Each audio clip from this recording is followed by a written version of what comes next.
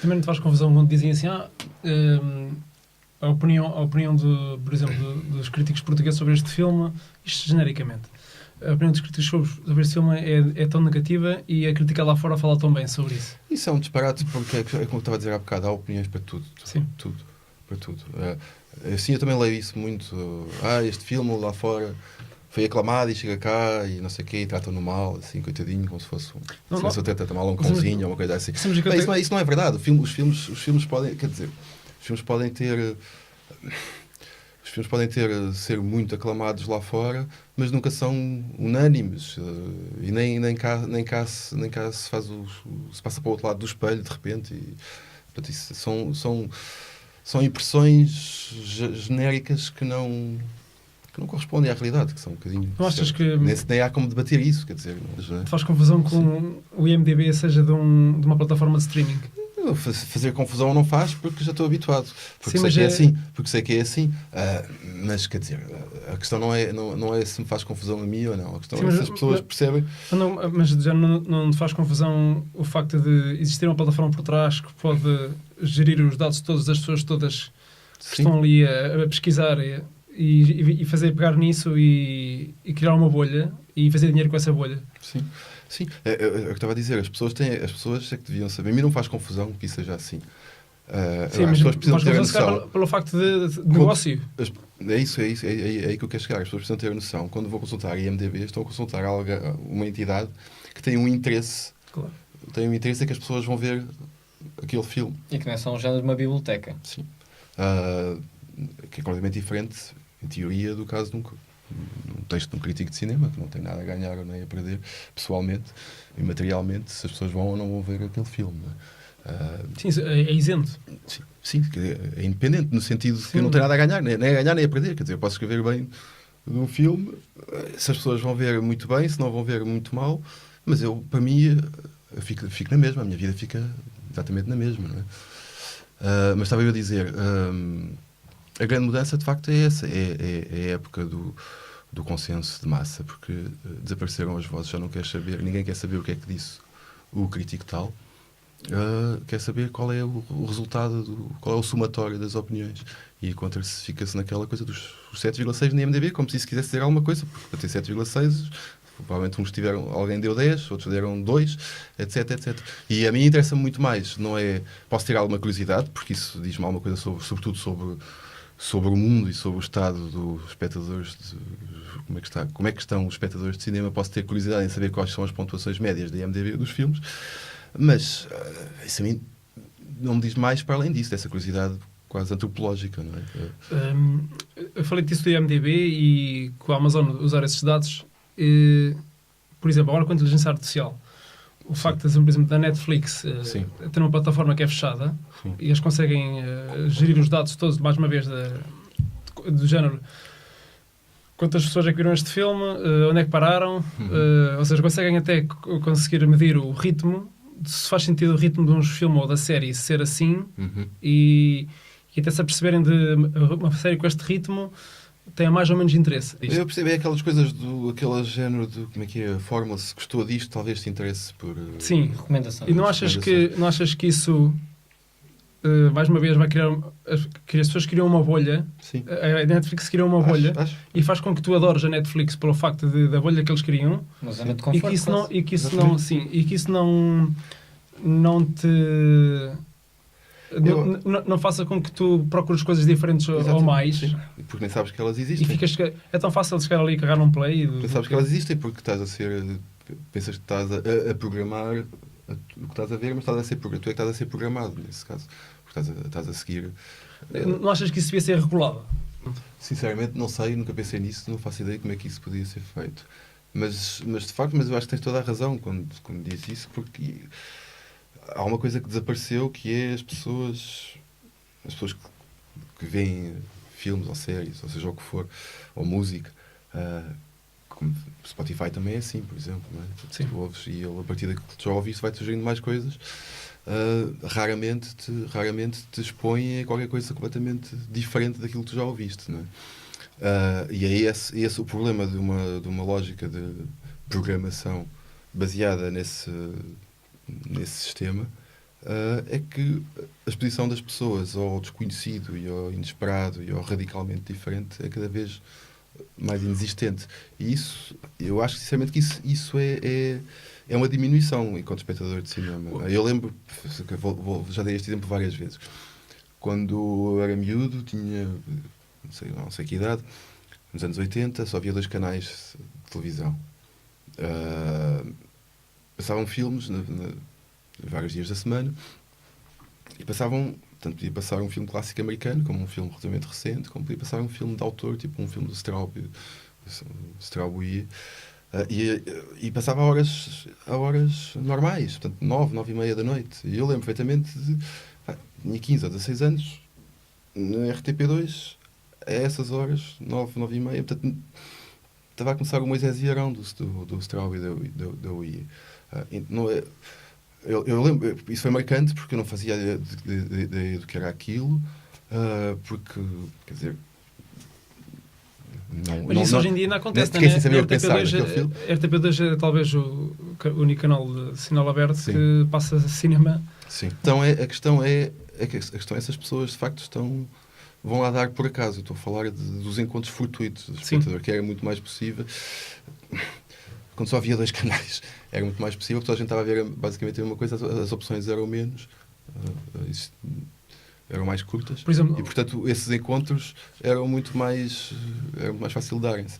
Hoje em dia, não sei, eu acho que as pessoas, com tanto canal que existe na televisão, se as pessoas por acaso derem com qualquer coisa que à partida lhes parece estranha, não insistem.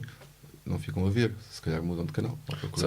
Só que em jeito de curiosidade, em entrevista ao Observador, o professor e investigador português Pedro Domingos, que trabalha na área de Ciências da Computação na Universidade de Washington, e a quem recentemente Bill Gates sugeriu a leitura do seu livro A Revolução do Algoritmo Mestre, disse que, e passo a citar, na Netflix, 3/4 dos filmes que as pessoas veem vêm do sistema de recomendação. Ou seja, que a Netflix tem um sistema que surpreende as pessoas, recomendando uma coisa que vejo e que acabo por gostar imenso. Mas lá está, é a tal bolha que é criada através dos algoritmos. Não sei, eu não tenho Netflix, portanto não sei como é que funciona o sistema de recomendações. Pois, eu acho que um sistema de recomendações até pode ser uma coisa interessante. Depende da maneira como estiver programado e da maneira como funciona. Agora, eu acho que à partida, esses sistemas existem para fechar as pessoas num dado tipo de coisas, não para abrir, não é? Sim. E isso, quer dizer, isso é uma tendência que existe hoje em todo lado, acho eu. Tudo funciona assim, não é? Até as redes sociais. Faz sentido. Até as redes sociais são assim, não é? Faz sentido rodeias-te das pessoas que pensam como tu, lá está, mas isso não... Por isso é que a gente depois, nos intelectuais, ficam todos espantados quando aparece o Bolsonaro com 50% no Brasil, eu não sei o quê. Sim, ainda agora surge uma notícia que... De uma maneira ou de outra, estamos todos de bolhas. Não, surge uma notícia que foram usados bots na... Sim. E isso ainda é pior, ir ainda mais longe. Sim. Não é o primeiro a fazer isso, quer dizer, acho que ainda estamos todos a perceber os efeitos que a tecnologia está a ter e virá ainda a ter sobre a nossa maneira de viver coletiva, política. E estas são questões bastante preocupantes, de facto. Essa ideia de esse contacto direto com as pessoas por alguma coisa que não é uma pessoa, é um bot, é para enviesar logo. Sim. Ou para criar uma contra-reação. Sim. Mas a questão é mesmo essa, que é que isto vai trazer à nossa maneira, à maneira como nos relacionamos uns com os outros. Portanto, questão política, portanto. E aproveitando agora que estamos há pouco a falar da Netflix, certamente estás a par das polémicas que surgiram com os festivais. Ultimamente foi o de Veneza, no ano passado tinha sido Cannes.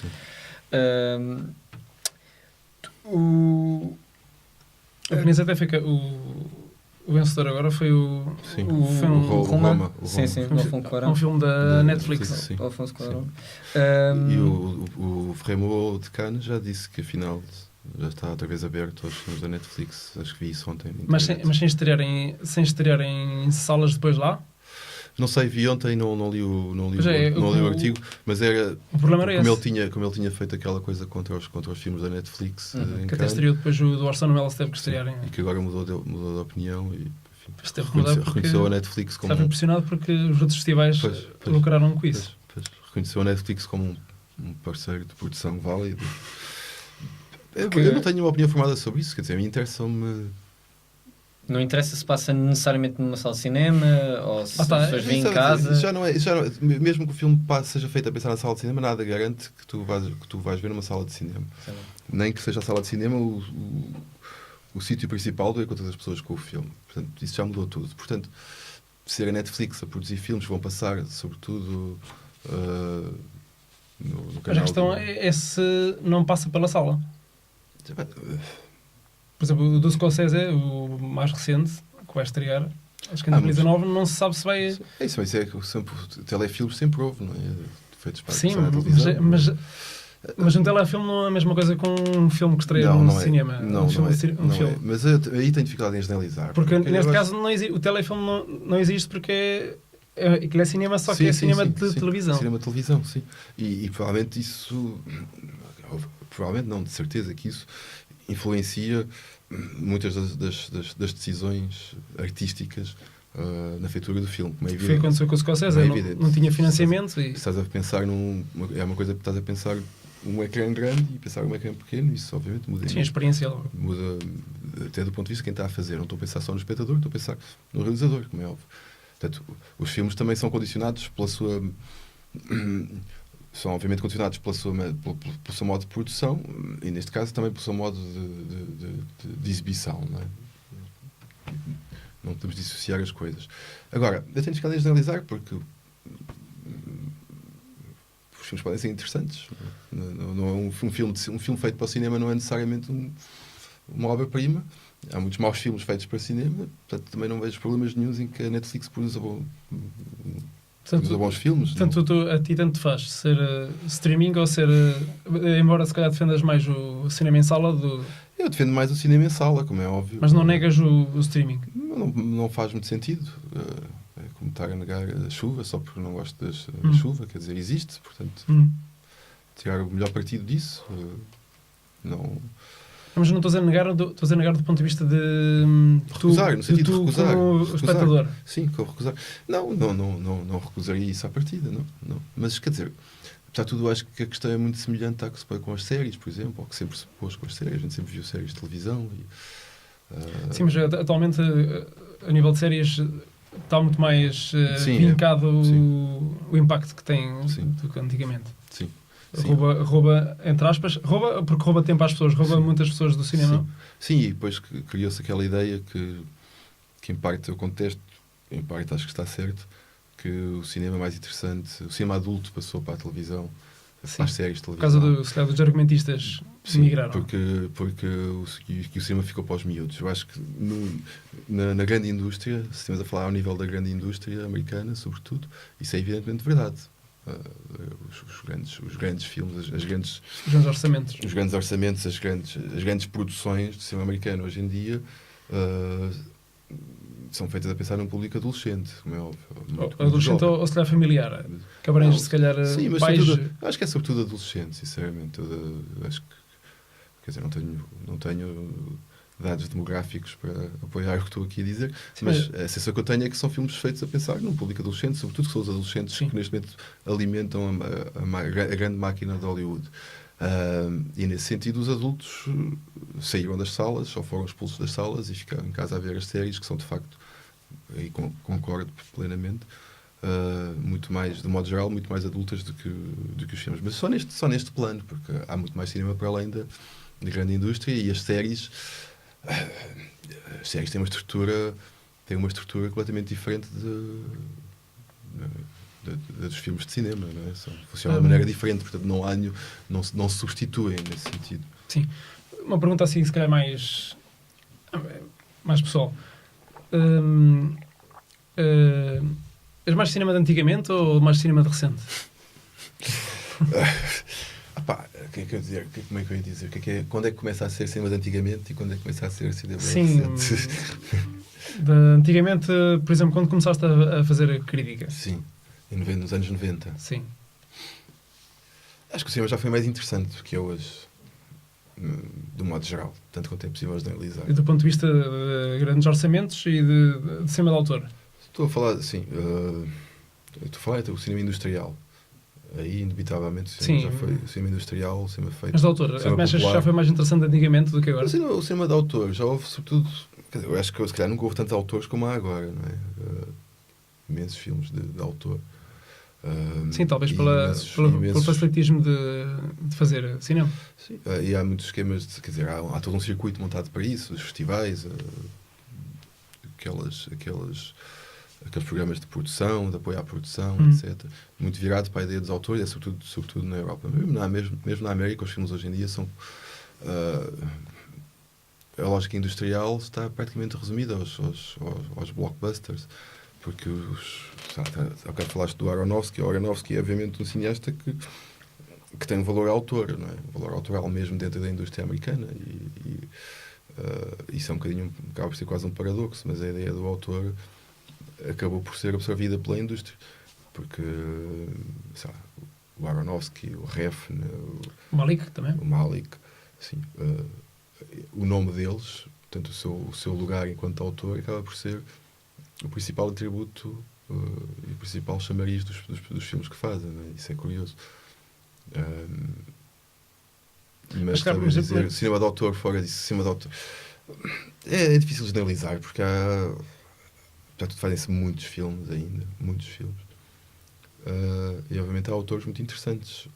Se calhar o que falta, mais uma vez, não há ninguém, mas ninguém mesmo, enfim, ainda há o Godard que está vivo, mas acho que faltam. Mas o Godard, se calhar, faltam aquelas. É uma ilha. É de outro tempo, sim. É uma ilha. Vem de outro tempo. É um autor, mas é um autor dentro dos autores. Sim. E houve muitos cineastas que foram morrendo nos últimos anos e que transportavam ainda essa aura. E eu não vejo ninguém, ou vejo muito pouca gente que tenha hoje em dia.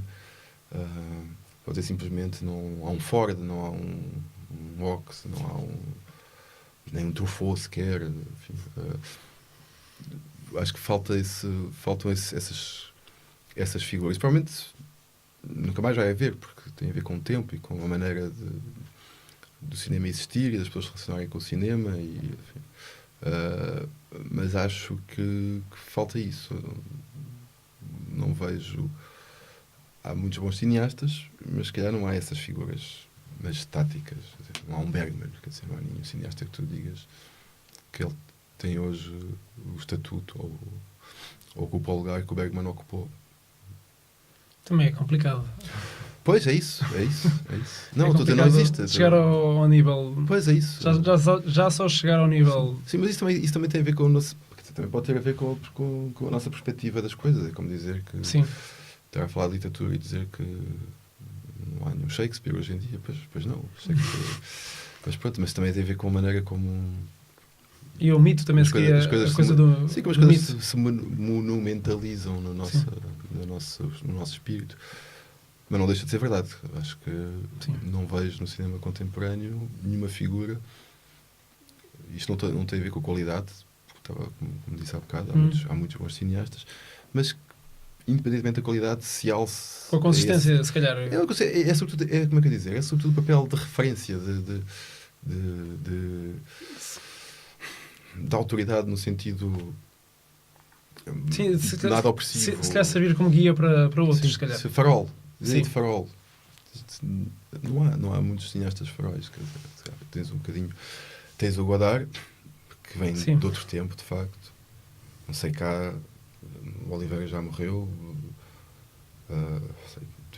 Pedro Costa, se calhar, faz um bocadinho esse papel. Mas não há assim muito mais. Já nem o Coppola desistiu de fazer filmes, podia ser essa figura, mas há 20 anos que fez umas coisas, mas desistiu, basicamente. Acho que o Scorsese podia ter esse papel no cinema americano, mas também eu acho que ele começou a fazer filmes, ao contrário do Coppola, que deixou de fazer filmes, ele passou a fazer filmes a mais. Acho que se degradou um bocadinho como cineasta nos últimos 15, 20 anos. Mas achas que isso tem a ver com o facto de fazer muitos ou o facto de fazer muitos e... Não sei. Porque isso também influencia muito, o facto de fazer muitos. Sim. Não sei. Não sei. Acho que... Quer dizer, quando eu vejo um filme do Scorsese dos anos 70 até dos anos 80, o último grande filme dele, eu ainda gostei do Bringing Out the Dead, que é de 99. Mas que é o último grande filme dele, grande mesmo, é o Casino, que é de 95. E depois não sei explicar, embora seja uma coisa que penso muitas vezes, porque eu gosto imenso do Scorsese, mas os filmes dele dos últimos anos, de facto, me interessam, de modo geral, interessam bastante pouco. E acho que são versões, como é que é dizer? É como se ele estivesse a fazer... a filmar justamente com a calção do nome Scorsese, mas... Como marca? Como marca, sim. Tipo, quase como, se calhar, como o Woody Allen. São quase versões... Como é que é? São versões... Todos os anos saem. São versões... São quase como se estivesse a fazer versões dele próprio, não sei. Versões daquilo que ele acha que as pessoas esperam no filme do Scorsese. É basicamente, se calhar, mesmo como negócio. Eu não sei se é um negócio, mas é um negócio nesse sentido, sim. Não necessariamente negócio... o que as pessoas esperam dele e que vai render... Sim. Mas isto tudo para dizer, não acho que haja de facto hoje em dia figuras que tenham no nosso espírito e na nossa relação com elas esse tipo de grandeza, que sejam marcos no terreno que a gente vê e que nos ajudam a navegar. De acordo com o Instituto do Cinema e do Audiovisual, os 10 filmes mais vistos entre 2004 e 2018 são O Pátio das Cantigas, de 2015, O Crime do Padre Amaro, Sete Pecados Rurais, Filme da Treta, Balas e Bolinhos, O Último Capítulo, Morangos com Açúcar, o filme, Call Girl, Corrupção, Amália e O Leão da Estrela, também de 2015. Se pudesses voltar a ver algum destes filmes... Aliás, ou se viste, mas de certeza ou se viste. Vi vários destes que estão aqui. Cristiano? Qual era a pergunta? Se eu pudesse voltar a ver algum destes? Ou se até viste. Vi. Se dessem 10 DVDs, um de cada desses, qual é que tu escolhias para ver? Ou se vias algum?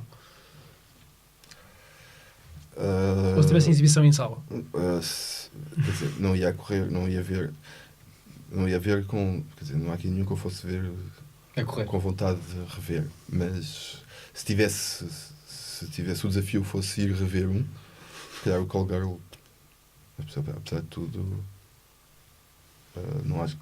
Faz confusão não serem esses os 10 filmes mais vistos em Portugal? Mais vistos portugueses. Não faz confusão nenhuma, acho perfeitamente normal. Sim, mas não estar aqui assim um filme... Desses 10, um filme que testou destes 10? Não faz confusão, porque claro que gostava de ver aí filmes que eu gosto muito, filmes que eu gosto muito. Temos aqui 2 remakes. Que estivessem entre os filmes mais vistos, claro que gostava. Agora, não acho nada surpreendente que sejam estes filmes os filmes mais vistos e não acho nada, não quer dizer... Mas não ficas desiludido um bocado com o público? Não te sentes que pelo menos que tivesse aqui um filme assim que... Ou até com o próprio cinema português. E não, se calhar, tanto com o público. Desiludido, suponho que já tinha estado iludido, não é? Senão não me desiludia. Não, portanto, mas não acho que seja desilusão. Eu acho perfeitamente normal. Se tu fores ver a lista dos melhores filmes... Mas estes não são os melhores, são os mais vistos. Sim, a lista dos filmes franceses mais vistos no mesmo período, se calhar também tens equivalentes a isto. Se calhar... Mas mesmo assim, não ficas desiludido com o público francês? É essa a questão. Não tem necessariamente a ver com o público português. Tem a ver com a noção de público. Não ficas desiludido ou desanimado. Eu acho que, como é que eu ia dizer? Eu acho que os filmes... inclusive os filmes que eu mais gosto. Do público, estás a perceber? Sim, eu percebo o que queres dizer. Claro que eu gostava que isso acontecesse. Claro que eu gostava. Agora, acho normal, não chega a ser uma desilusão. Eu acho como é que eu ia dizer? Achas que o negócio... Os filmes, por exemplo, pega no filme do Nel Oliveira. O que importa é que esse filme encontre o seu público, que não tem que ser necessariamente um público de centenas de milhares, e o filme não é diminuído por causa disso. Mas não achas que quando há um filme desses sim. que é reconhecido por muita gente que isso era o ideal de... Claro que era, que sim, é evidente. Pronto, é evidente. Faltar aqui um filme destes, existir uma referência qualquer. Sim, é evidente. Quanto é o facto de ter um ator que puxasse mais público num filme desses. Sim, acho. E que levasse mais gente. É evidente que isso... Como aconteceu, por exemplo, que não está aqui o São Jorge, por exemplo. Sim. Com o Nuno Lopes. Sim. É evidente que gostava que isso acontecesse, mas, quer dizer, acho normal que seja assim. São filmes... enfim, não vou pronunciar sobre a qualidade da maior parte deles que aí estão. Alguns não vi, outros vi e não gostei nada, há outros que acho assim. O Colbert, por exemplo. Mas acho perfeitamente normal, sinceramente. Acho que são filmes feitos para isto. São filmes feitos a pensar em serem os mais vistos. Em vender. E tem as campanhas promocionais fortíssimas. Desenhadas para isso. Portanto, acho perfeitamente normal, é isto. Não? E achas que apesar destes dados, o cinema português pode estar de boa saúde, mas por assim, anualmente há produções com qualidade que saem? Acho que sim. Tem sempre certa dificuldade em falar genericamente, mas falando genericamente, eu acho que o cinema português, independentemente de gostares muito deste filme ou não gostares nada deste, acho que o cinema português tem uma coisa que é impressionante, sobretudo atendendo ao país que é Portugal, que é a diversidade enorme, a quantidade de gente a fazer filmes novos. Em certos festivais internacionais, muita gente. Há muita gente, estão sempre a aparecer cineastas novos. E estão sempre a aparecer cineastas novos que são interessantes. Não têm que ser todos génios, não são todos génios. Sim, porque isso também é um caminho que se faz. Sim, mas tem uma quantidade enorme de cineastas que são interessantes, que têm uma visão pessoal do cinema, que têm um discurso artístico pessoal a propor.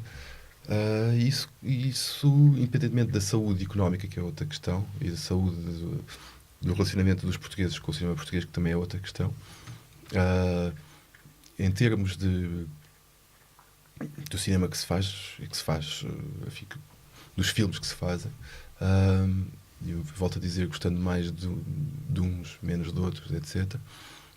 Eu acho que isso é impressionante, o cinema português. É uma coisa muito vital, tem muita vida, há muita vida no cinema português. Não achas que, por exemplo, os filmes financiados pelo Estado, que têm financiamento do Estado, não achas que a presença da televisão do Estado devia estar mais próxima desses filmes que são financiados pelo próprio Estado? Exatamente, eu acho que é importante os filmes portugueses passarem na televisão é justamente aproximarem-nos de um público que se calhar não vai ao cinema ou que não... Como é que é dizer? Isso aconteceu, voltando outra vez ao São Jorge, aconteceu com o São Jorge, que recentemente estreou na RTP, na RTP 2. E as pessoas ficaram contentes, muitas pessoas ficaram contentes pelo facto do filme estrear Eu acho que estreou nos cinemas nós. Acho que não é preciso vir aqui com tratados sociológicos para ter a percepção de que há uma relação muito distante do público português tomado genericamente com o cinema português. E há uma espécie de estranheza perante o próprio cinema português. São coisas estranhas. Eu acho que a importância dos filmes passarem na televisão é diminuir essa estranheza, tornar a relação de um público, enfim, em grande escala, na escala da televisão, tornar essa relação mais natural. Porque eu acho que nos falta, como público, é uma relação mais natural com os filmes portugueses. Parece que é sempre quando sai um filme português, agora talvez tenha estreado muitos, talvez já não seja tanto assim, mas eu lembro da altura em que quando se estreava um filme português aquilo era como se de repente fosse todo o cinema português. O juízo perante aquele filme significava julgar todo o cinema português. Se era um filme de autor, gostar ou não gostar implicava a recusa ou a aceitação daquele cinema, daquele tipo de cinema. Se era um filme comercial, entre aspas, é a mesma coisa. E portanto é como se um filme fosse... Era como se cada filme representasse a totalidade do cinema português, ou uma parte importante do cinema português. Eu acho que hoje em dia, apesar de tudo, existe uma relação mais natural do que isso com os filmes portugueses. Já não é sempre um caso dramático. Mas de onde é que vinha essa estranheza? É por estar em português? É por... É para as pessoas não estarem habituadas até à língua. Eu acho que sempre tivemos um fascínio, por exemplo, eu acho que a questão da língua não é tão negligenciável quanto isso. Acho que é mesmo... Sim, mas as pessoas estão habituadas a ouvir falar português da televisão, sim, mas o português da televisão é um português, de modo geral, muito codificado, tem um tipo de código muito próprio, que não é assim que as pessoas falam nos filmes portugueses. E depois é sempre um português falado com também enquanto código, mas falado em termos naturalistas. Há uma ideia de naturalismo por trás, por exemplo, das séries portuguesas, das telenovelas, mesmo os telejornais, os programas de debate. Isso fabrica uma espécie de norma naturalista, ou norma daquilo que é reconhecido como naturalista. E muitas vezes os filmes portugueses procura-se outra coisa. Não é o naturalismo, é outro tipo de relação com a palavra e com a língua. E isso causa... Sei lá, quando a gente vê o Amor de Prisão de Manuel Oliveira, quando passou na televisão em 78 e foi um escândalo, tinha muito a ver com isso, de facto, porque aquilo era um tipo de... Enfim, todo o filme era completamente diferente daquilo que se passa na televisão, mas a própria relação com a língua era completamente diferente daquilo que as pessoas estavam habituadas. E eu acho que isso também é um fator de estranheza. E voltando aos filmes de super-heróis, por serem blockbusters, é incontornável o sucesso nas bilheteiras, mas, no entanto, há atores e realizadores que não se focam só no número dos lucros. Citando a Jodie Foster, ir ao cinema tornou-se algo como ir a um parque de diversões. A produção de péssimos conteúdos por parte dos estúdios para agradar às massas e aos acionistas é como explorar o sol. Consegues o melhor retorno no momento, mas também acabas com a terra. Consideras que os filmes de super-heróis estão a prejudicar o mundo do cinema? Vamos lá ver, não são os filmes de super-heróis por si mesmos. É uma estrutura, como estava a dizer há bocado, é uma lógica de produção que passou a viver quase 100% dependente desses filmes de super-heróis e da exploração desse universo. Eu acho que isso cria um efeito de claustrofobia, quase, porque parece que não há mais nada a não ser super-heróis. Independente também de poderes gostar mais ou menos de todo aquele filme. O que eu acho que é um bocadinho não, muito pobre, sobretudo no cinema, com a tradição do cinema americano e com o passado do cinema americano e com a riqueza do cinema americano, é de repente teres a primeira linha da produção totalmente dedicada a um tipo de filmes só. Sim, voltando ao Scorsese, ele não conseguiu financiamento nos estúdios normais. Teve que ir para a Netflix. Mas quer dizer, a grande indústria americana hoje em dia é isso. São os filmes de super-heróis. Acho que não vai ser assim para sempre também, porque sim, está sempre tudo esgota-se. Tudo esgota e há de aparecer outra coisa qualquer, não sei. Mas o que eu critico, ou assim, o que eu acho decepcionante é essa falta de variedade. Quer dizer, a exploração da mesma coisa, anos e anos a fio, não vê mais nada. E isso é novo no cinema americano, que sempre foi, apesar de tudo, e esse nível de produção sempre foi bastante diversificado. Não é? E que é transversal até nas gerações, porque desde as crianças. Mas achas que isso também tem a ver não só com a indústria americana, mas também com o mercado chinês, por exemplo? Acho que é capaz de ter a ver também com o mercado chinês, sim.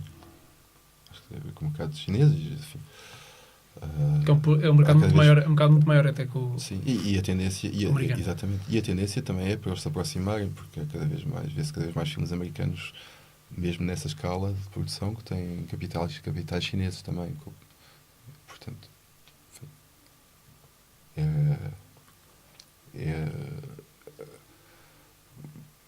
pode vir a acontecer uma grande aliança entre a indústria americana e a indústria chinesa para tomar conta do mundo. Já tomam. Já existe algumas alianças, até os próprios filmes são adaptados depois à realidade chinesa. Sim.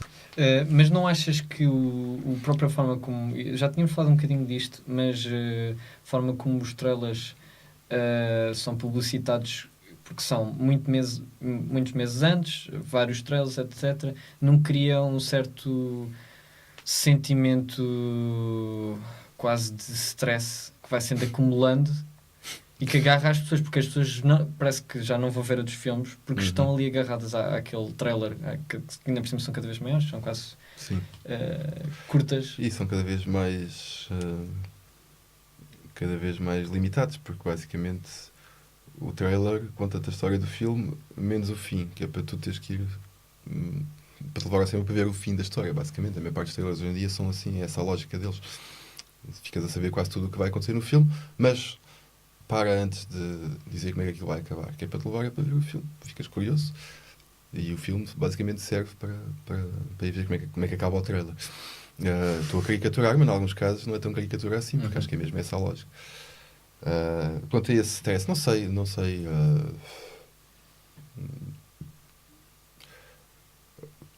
sei. Parece que só vivemos para o próximo trailer.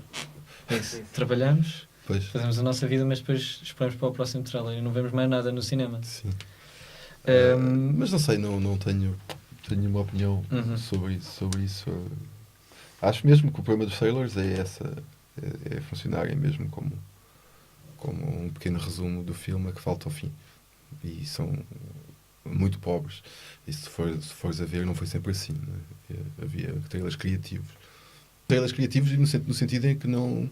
Até contavam muito pouco da história, mas baseavam-se no poder apelativo das imagens e dos atores e podiam ser interessantes e interessar-te pelo filme sem te contar absolutamente nada sobre a história, não é? E pronto, para acabar, já se arrependeu de alguma crítica que tivesse feito? Arrepender não, porque... Talvez voltado a ver o filme e depois comparar com a crítica que tinha feito na altura? Isso já me aconteceu. Quer dizer, nós não somos estáticos, não é? Somos dinâmicos, vamos sendo diferentes. Eu gosto de pensar que, apesar de tudo, aquilo que a maneira como eu penso hoje, que tenho 48 anos, não é a mesma maneira como pensava quando tinha 24, não é? Espero que não seja. Portanto, acho perfeitamente normal a gente rever as nossas opiniões sobre os filmes. Em alguns casos até radicalmente, isso pode acontecer. E acho isso perfeitamente normal. Nesse sentido, arrependimento não, porque acho isso perfeitamente normal, mas há casos de críticas que eu escrevi numa época com as quais hoje não concordo absolutamente nada e mudei de opinião. Eu não acho que isso seja nem uma coisa bizarra, nem uma coisa dramática. Acho perfeitamente normal.